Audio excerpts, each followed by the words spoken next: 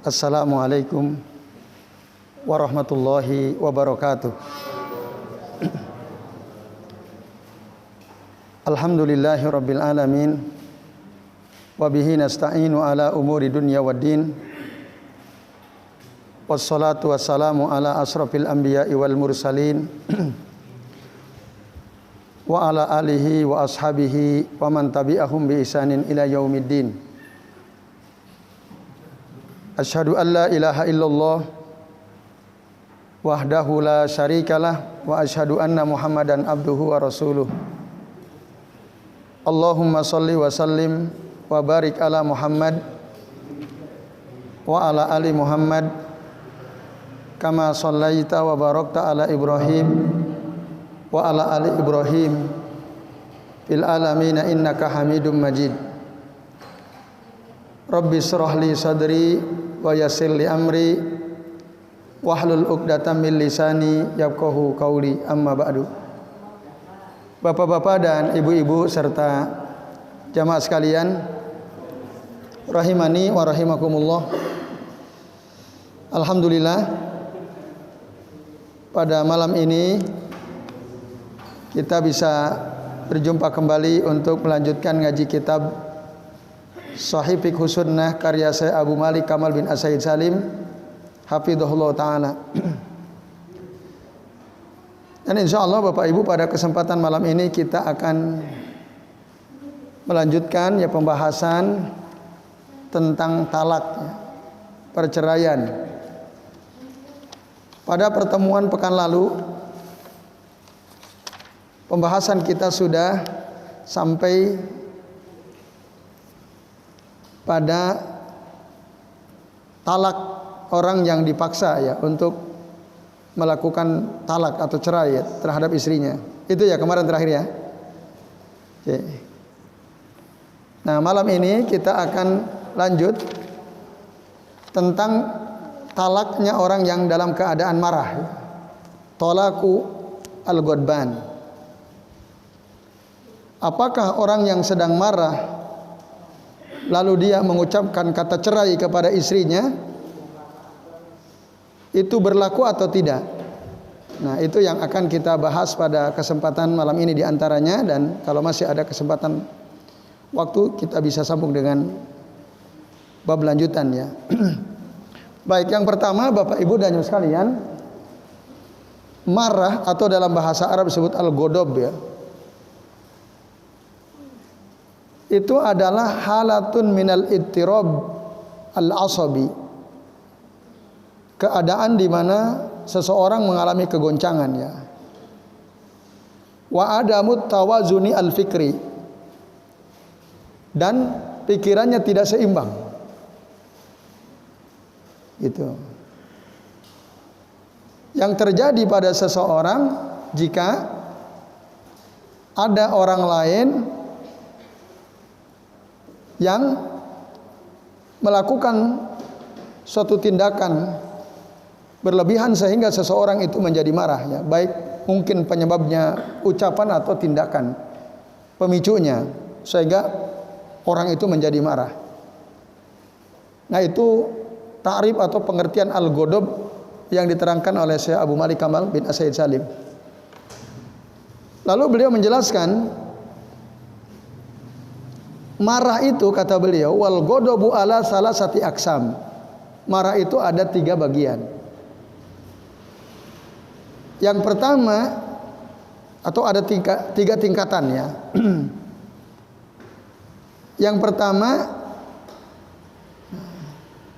marah yang terjadi pada seseorang masih pada level ya mabadi'uhu wa awailuhu. Mabadi'uhu wa awailuhu ya. Hanya di level awalan gitu ya, awalan. Marah tapi tidak terlalu marah gitu.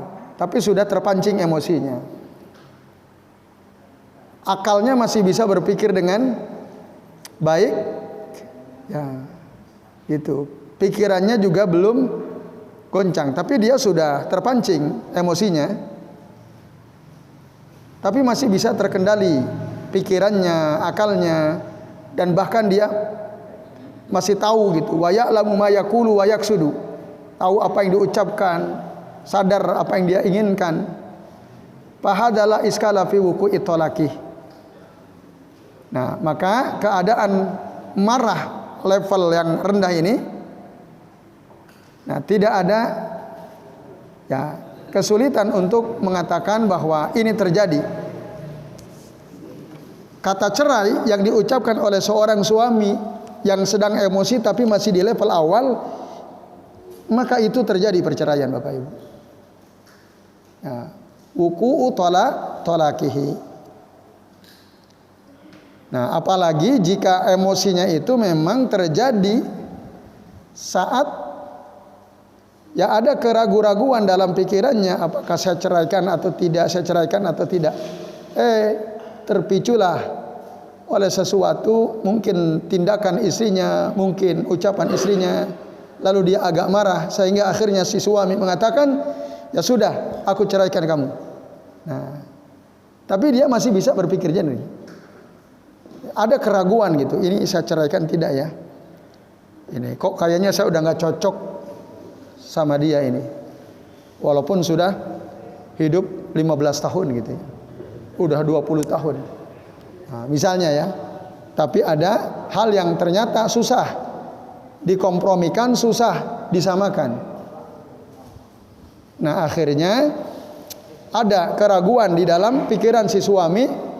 Nah, ketika itu ada pemicu dari tindakan si istri atau ucapan si istri yang pada akhirnya muncul emosi awalannya dari sang suami, lalu kemudian dia katakan, ya sudah, kalau begitu aku ceraikan saja kamu. Nah, Bapak Ibu dan jemaah sekalian, keadaan marah di level awal ini menurut Syekh Abu Malik Kamal bin As-Sayyid Salim, waqa'a talaqu, talaknya terjadi. Itu. Jadi talaknya terjadi. Nah, lalu aku katakan, kata Abu Malik, wa hadza huwal ghalibu fi talaqir rijal. Nah, inilah sebenarnya yang banyak terjadi pada kata cerai yang disampaikan oleh seorang laki-laki, oleh para suami. Di level ini yang banyak terjadi. Terpicu emosinya, ada sedikit emosi lalu dia katakan, ya sudah, saya cerai kamu. Nah, itu masih memang innama yakunu fi hali al-ghadab. Itu tetap dianggap dia dalam keadaan marah, tapi dia sebenarnya masih bisa berpikir jernih, masih bisa ya mengendalikan ucapannya, ya gitu. Ini yang banyak terjadi.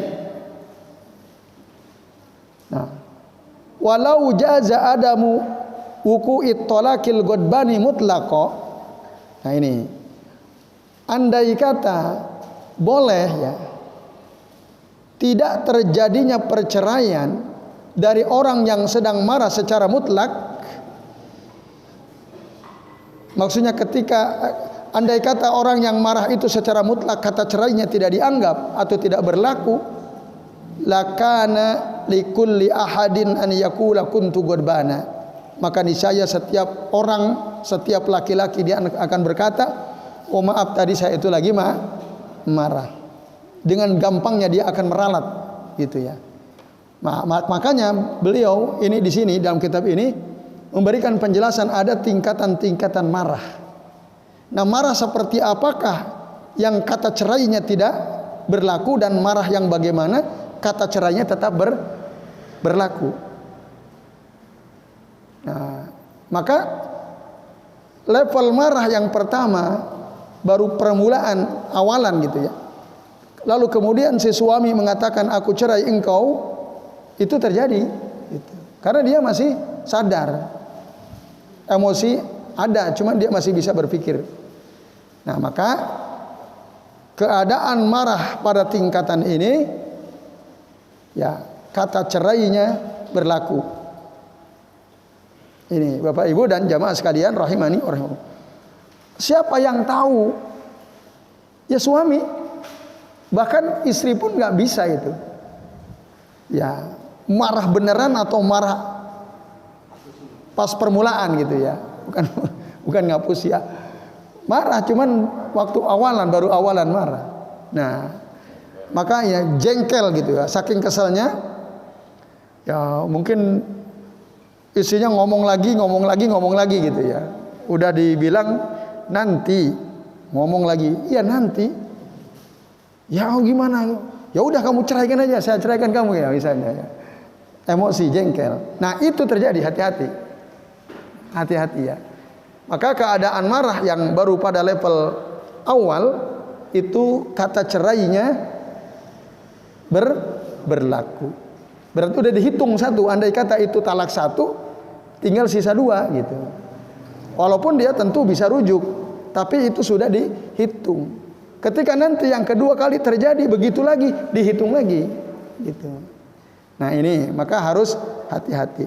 Soalnya nanti kalau sudah ketiga kali terjadi marah, tapi marahnya baru level awal ini, maka terjadilah talak bain, talak yang tidak bisa rujuk kembali kecuali kalau si isinya sudah menikah dengan laki-laki lain lalu diceraikan. Nah ini maka penting bapak-bapak ya, ibu-ibu untuk memperhatikan masalah talaknya orang yang marah itu ada 3 level tadi ya. Lalu yang kedua, ya level yang kedua Bapak Ibu, an yablugha bihil ghadabu nihayatahu bihaisu yang ghaliku alaihi babul ilmi wal iradati. Marahnya itu sudah sampai level betul-betul marah. Ya. Yablughu nihayatahu. Udah betul-betul marah sekali maksudnya. Di mana tertutup ya pikirannya, ya dia sudah tertutup ya, apa tidak sadar lah. Yang dimaksud yang ghaliku alaihi babul ilmi wal iradah itu sudah nggak tahu lagi yang dia ucapkan itu. Pokoknya dia ya, marah apapun terucapkan tanpa dia sadari. Bahkan pala ya'lamu ma yaqul, sampai dia itu enggak paham apa yang diucapkan, enggak ngerti saking marahnya gitu. Wala yuriduhu, sebenarnya dia enggak mau ngucapin itu, tapi karena saking marahnya terucap juga kata-kata itu. Maka fahadza la yatawajjahu khilaf fi adami wuqu'i talaqih. Maka keadaan marah tingkat tinggi ini yang betul-betul marah tidak ada khilaf di antara para ulama. Ya, keadaan marah yang sangat ini kata cerainya tidak berlaku. Adamu wuqu'i talaqihi. Kalau dia betul-betul marah, tidak bisa, pokoknya kata-katanya enggak teratur, enggak terkontrol, sampai dia enggak sadar tadi itu ngomong apa saya. Saking marahnya. Nah, maka dalam keadaan seperti itu, nah, kata cerainya tidak berlaku, tidak dianggap. Nah, berdasarkan hadis ya dari Nabi SAW, riwayat Abu Daud, qala Nabi sallallahu alaihi wasallam la talaqa wa la itaqa fi iglaq. Tidak ada cerai, tidak ada pembebasan budak fi iglaq. Iglaq kata Abu Daud azunnuhu al-ghadab. Saya kira maknanya iglaq itu marah. Jadi tidak ada perceraian, tidak ada pembebasan budak yang diucapkan oleh orang yang sedang dalam keadaan marah. Akhrajahu Abu Daud. Ini. Walaupun ya hadis ini ya sudah disebutkan pada pembahasan kemarin, juga disebutkan oleh Al-Imam Ahmad, Imam Al-Hakim, juga oleh Syekh Mustafa Al-Adawi dalam kitab Jami'u Ahkamin Nisa. Tetapi secara sanad hadis ini dhaif sanadnya. Tapi para ulama memang sepakat kalau orang sedang marah sekali sehingga dia tidak sadar apa yang diucapkan, kata cerainya tidak berlaku ya. Kemudian yang ketiga, level ketiga Bapak Ibu, min tawassuti fil ghadabi baina al martabatain. Pertengahan antara level paling marah dan awalan tadi, pertengahan. Ya. Dia marah, tapi nggak marah banget, tapi juga udah lumayan marah gitu. Nah, tawassut baina al-martabatain. Nah ini. Tapi juga tidak sampai marah sekali seperti orang gila gitu, enggak. Nah disinilah ada khilaf di antara para ulama. Ya, tingkat marahnya itu levelnya pertengahan.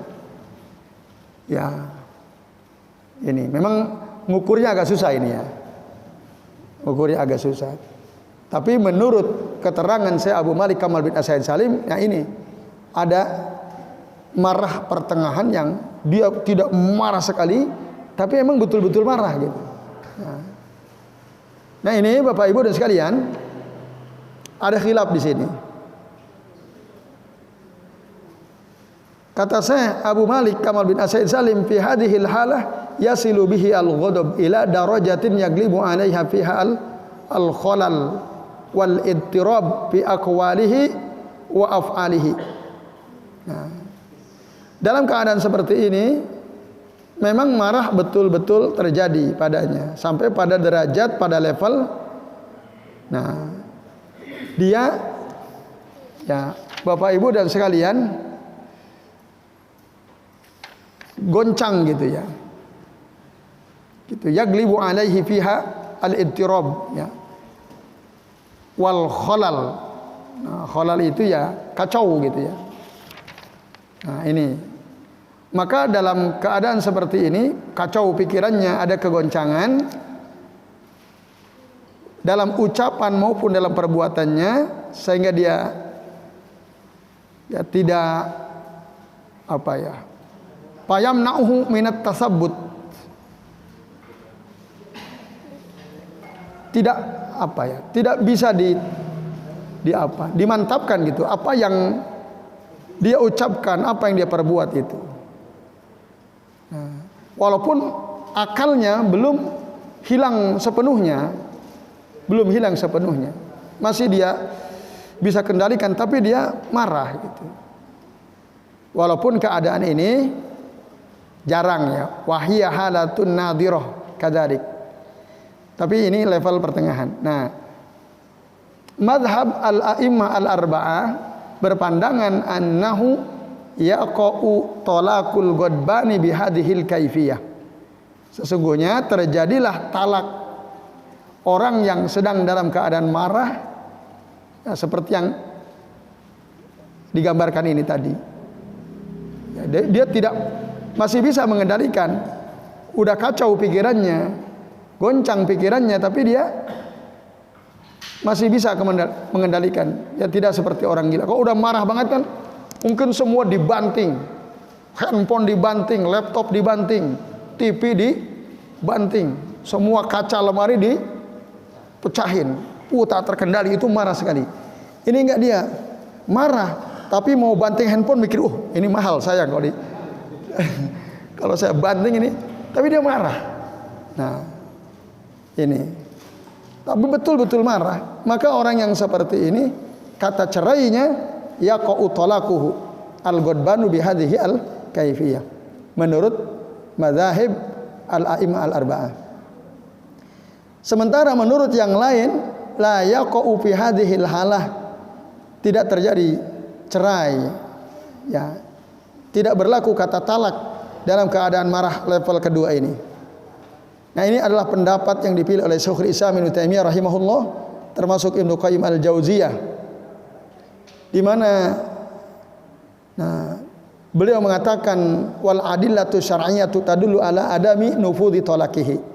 Dalil-dalil syara menunjukkan ya tidak terjadi cerai dari orang yang dalam keadaan marah level ini, level pertengahan ini tadi. Juga tidak terjadi ya ketika dia mengatakan saya bebaskan kamu kepada budaknya, tidak terjadi, termasuk transaksinya tidak terjadi. Nah, yang dimana ya, dalam perkara talak, membebaskan budak, transaksi itu harus berdasarkan al-ikhtiyar war ridho ya, harus ada ikhtiyar war ridho. Orang marah itu tentu dia nggak bisa memilih dengan baik dan tidak dalam keadaan ridho. Nah ini merupakan far'un minal iglaq kama fassarahu bihi al-a'immah. Termasuk cabang dari kemarahan yang paling tinggi tadi sebagaimana ditafsirkan oleh para ulama. Ya, disebutkan oleh Ibnu Qayyim dalam kitab Ighosatu al-Lahafan fi Tolakil Godban. Ya. Nah, itu. Dan Al-Imam Ibnu Abidin cenderung kepada rahimahullah ya, pendapat yang ini, pendapatnya Syaikhul Islam Ibnu Taimiyah, termasuk Ibnu Qayyim Al-Jauziyah ya. Itu. Jadi tidak terjadi kata cerai yang diucapkan oleh orang yang dalam keadaan marah tapi level marahnya sudah pertengahan gitu ya. Nah ini Bapak Ibu dan jamaah sekalian rahimani wa rahimakumullah. Nah itu dia penjelasan secara ringkas ya para ulama terkait dengan talaknya orang yang sedang emosi, sedang marah. Yaitu. Tapi bagaimanapun ya sebaiknya kita sebagai orang mukmin agar berhati-hati, tidak gampang-gampang mengucapkan kata cerai ya. Tidak gampang-gampang kalau hanya gara-gara kita kesal, emosi, jengkel gitu ya. Jangan mudah-mudah mengucapkan kata cerai. Khawatir ternyata secara hukum syariat malah justru terjadi. Nah ini Bapak Ibu dan sekalian.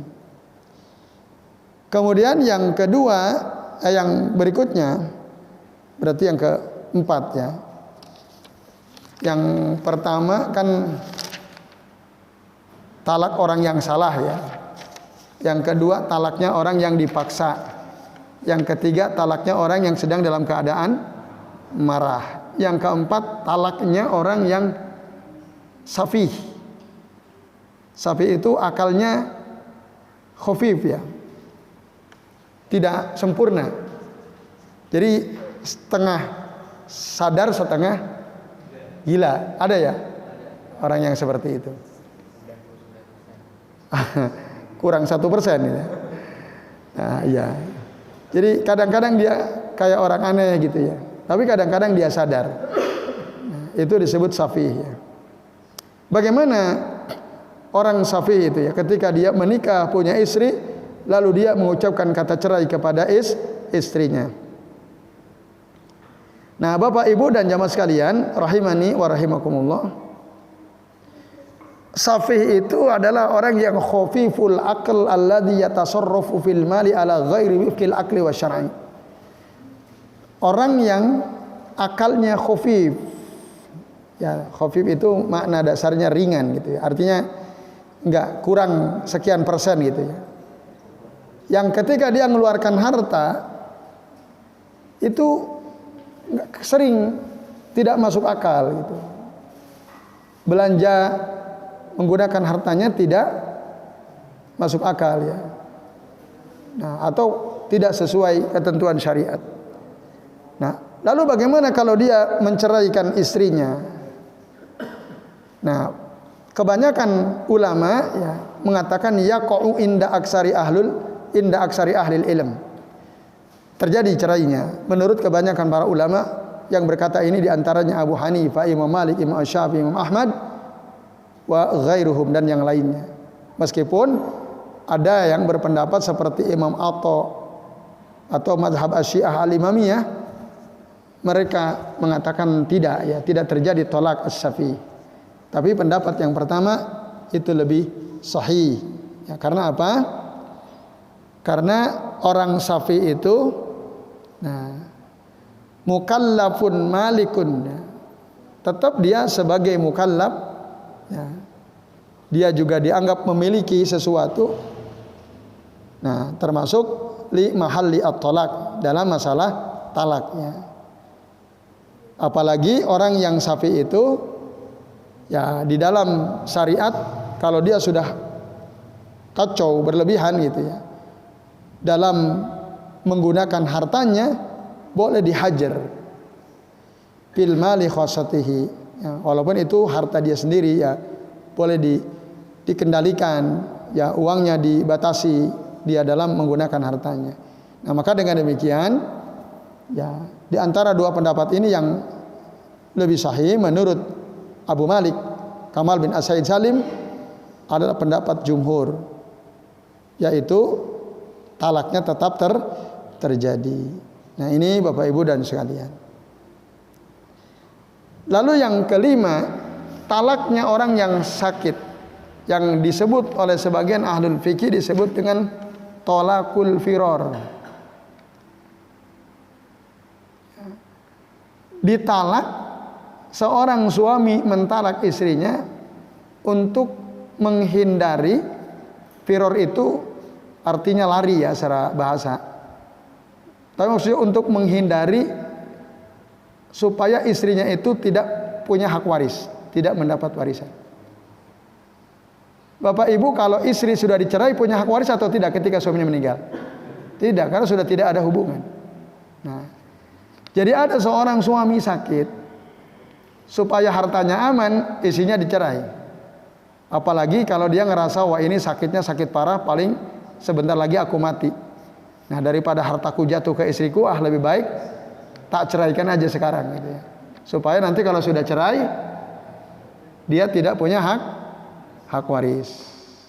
Ya, kalau nggak punya anak, dia nggak punya hak waris. Tapi kalau punya anak, dia tidak punya hak waris, anaknya tetap punya.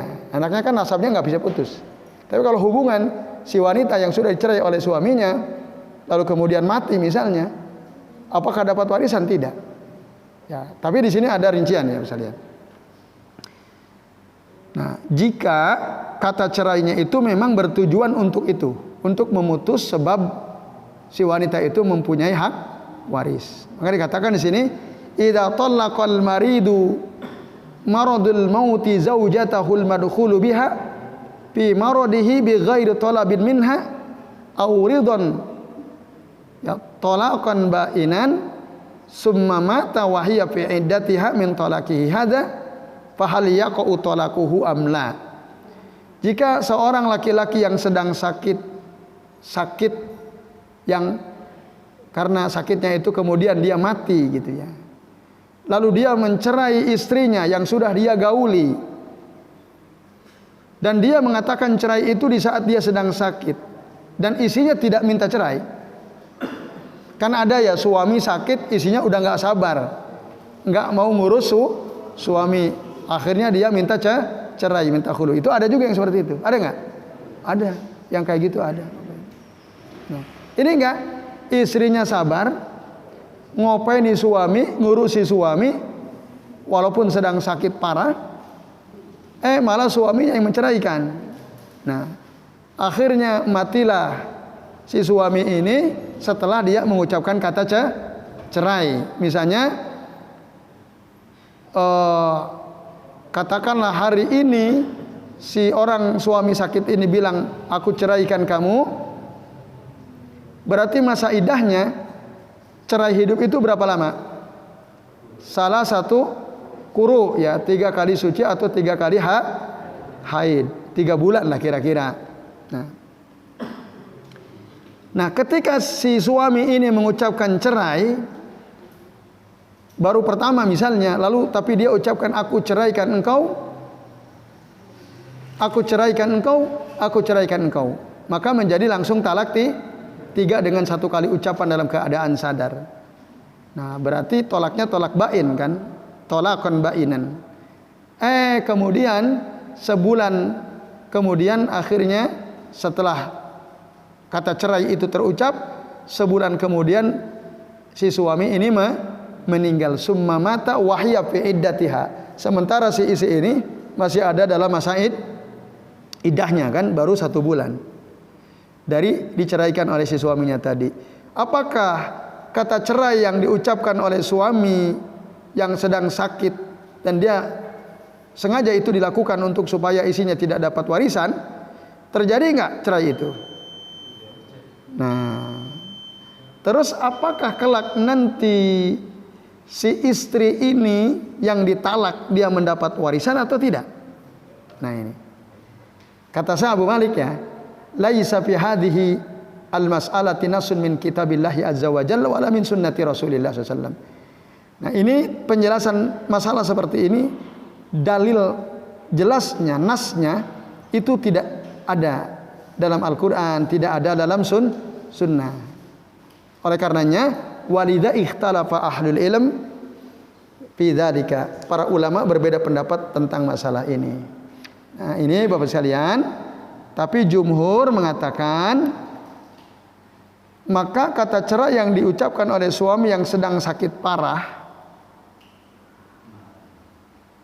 nah, sengaja itu dianggap namanya tolak firor min irsiha hukman. Secara hukum ya dia dianggap talak firor supaya apa? Secara hukum si wanita itu tadi tidak mendapat warisan.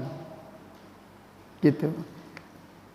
Itu namanya tolak firor. Tapi kata jumhur, meskipun itu terjadi, fatarisu minhu, si wanita tadi tetap mendapat hak waris dari si laki-laki itu. Rogma wuku'i at-tolaki alaiha. Meskipun memang cerainya terjadi, perceraian terjadi, tapi dia tetap dapat hak waris gitu.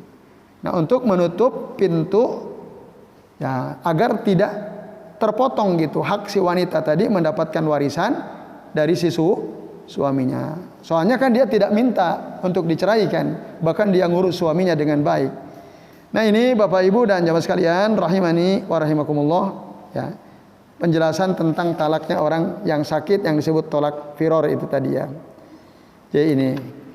Nah, lalu terakhir, memang ada beberapa pendapat dalam masalah ini. Sebagian ulama mengatakan si wanita ini ya yang ditalak terjadi perceraian tapi dia tetap mendapatkan warisan selama masih dalam masa iddahnya. Tetap mendapat warisan selama masih dalam masa iddahnya gitu. Ini adalah pendapat Abu Hanifah dan ulama yang mengikuti beliau termasuk Al-Imam As-Sauri. Yang kedua mengatakan si wanita tadi tetap dapat warisan selama dia belum menikah dengan laki-laki lain. Selama dia belum menikah dengan laki-laki lain, misalnya dicerai oleh suaminya, ya sebulan kemudian suaminya mati, dia belum menikah, nah maka dia tetap dapat warisan. Ini pendapat Ibnu Abi Layla dan Al-Imam Ahmad. Kemudian yang terakhir, ya mereka mengatakan si wanita tadi mewarisi, punya hak waris dari suaminya secara mutlak. Sama saja apakah masih dalam masa iddah atau sudah lewat masa iddah, apakah dia sudah menikah lagi apa belum. Nah, menurut pendapat yang ketiga yaitu mazhab Malik dan Imam Al-Lais, mereka si wanita ini tetap mendapatkan hak waris. Nah, dasarnya adalah hadis dari Abdullah bin Umar, dari Ibnu Abi Mulaika, dari Ibnu Zubair ya.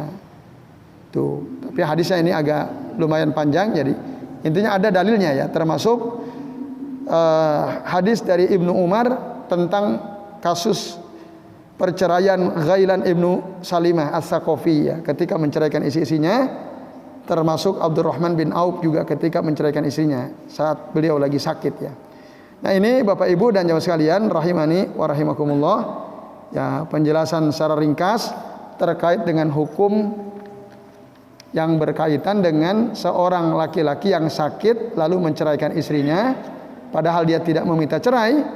Walaupun terjadi perceraian itu, tapi istrinya tetap mendapat hak waris ya, tetap kecuali kalau dia minta, itu lain. Kalau dia minta cerai ya, suaminya sakit, dia nggak sabar, udahlah, maaf mas ya, aku hulu aja, aku minta cerai, maharnya dibalikin. Nah, kalau seperti itu tidak ada hak waris. Tapi kalau dia tidak minta yang mencerai suaminya, tetap mendapatkan hak waris ya. Dalilnya disebutkan ya, ada 3 di sini. Jadi saya kira ini Bapak Ibu dan jamaah sekalian rahimani wa rahimakumullah. Karena sudah Isya ya, kita cukupkan sampai di sini. Sebelum diakhiri, barangkali ada di antara antum mau tanya, silakan 1, 2. Silakan Mas Muarif. Apakah kata talak itu harus yang bersangkutan ada di hadapan kita? Ya. Misalkan itu baru di tempat orang tuanya rumah sambil muring-muring sambil kota gantengan kayak gitu. Pak, itu bisa jadi talak begitu ataukah harus ada yang bersangkutan? Ya. Sami-sami. Monggo Pak Ustaz. Misalnya seorang suami marah, tidak ada kata talak atau cerai, tapi dia hanya bilang pulang ke rumah orang tua, tidak usah pulang ke sini. Nah, gimana itu Ustaz? Ya. Baik, terima kasih Pak Ruslan. Yang pertama Mas Muarif ya. Tentu saja kata cerai itu ya, ketika diucapkan oleh suami, istri harus tahu gitu. Baik secara langsung ada di hadapannya atau disampaikan lewat orang lain. Nah, suaminya bilang ke temannya, tolong dong sampaikan kepada istriku bahwa aku menceraikan dia. Dan itu terjadi dulu di zaman Rasulullah SAW. Ada sahabat menceraikan istrinya itu lewat orang lain, lewat perwakilan. Nah, itu bisa terjadi. Tapi tersampaikan. Tapi kalau cuma menggerutu di kamar sendirian, muring-muring, istrinya lagi di pasar, aku cerai kamu, istrinya nggak dengar. Ya enggak, itu enggak terjadi ya. Nah, itu enggak. Jadi istri sebagai pihak yang dicerai dia tentu harus mendengar itu ya. Yaitu Mas Muarif.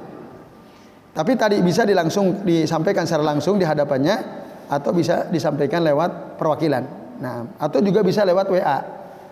Kalau sekarang lewat WhatsApp, lewat surat bisa. Jadi antum lagi kalau aku ngomong depan istriku takut WA sajalah. Nah, misalnya takut dilempar gelas. Nah, akhirnya dia mengatakan ke istrinya, wahai istriku, aku cerai kamu lewat WhatsApp. Maka itu terjadi ya, walaupun tidak berhadapan. Nah, tapi istri sebagai pihak yang dicerai tentu harus tahu. Nah, lalu yang kedua,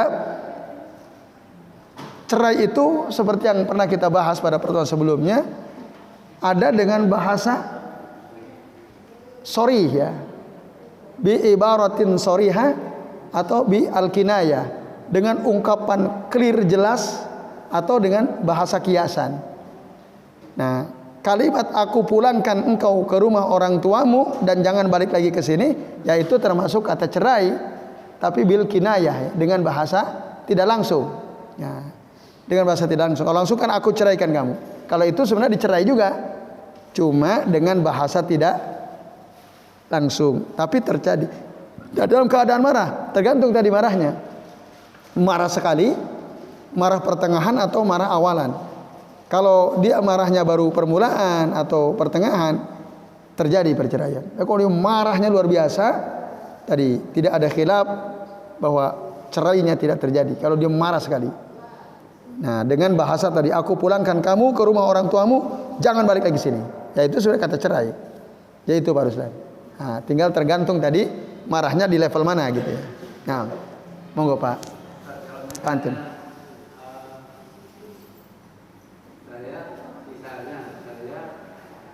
Senang sama si B. Ya. Terus saya bilang lagi kamu tak cerai, aku mau nikah sama si B. Dia sama bisa nggak? Menceraikan istri karena saya sudah cinta sama wanita lain. Ya. Apa sebabnya istrinya dicerai? Karena saya ingin menikahi si B. Ada yang lebih cantik. Lebih cantik lebih baik. Ya. Dan istri nggak mau dimadu. Oke. Pertanyaannya apa? Boleh atau tidak? Dosa atau tidak? Ya.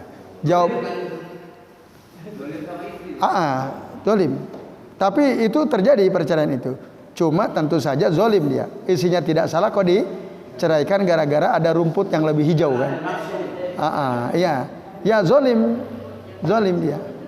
Telah berbuat zolim kepada istrinya. Az-zulmu zulumatun yaumal qiyamah.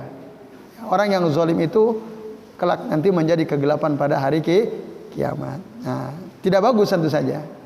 Walaupun cerainya terjadi, cuman dia berdosa karena menceraikan istrinya dengan keadaan yang zalim gitu.